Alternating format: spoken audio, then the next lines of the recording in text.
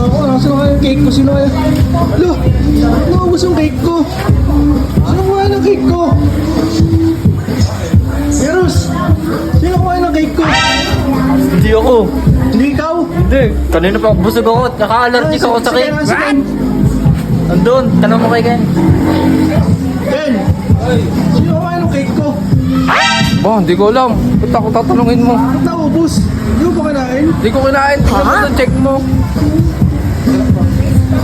Mario, Angelico, sino? Yung cake ko, nakita mo yung cake ko?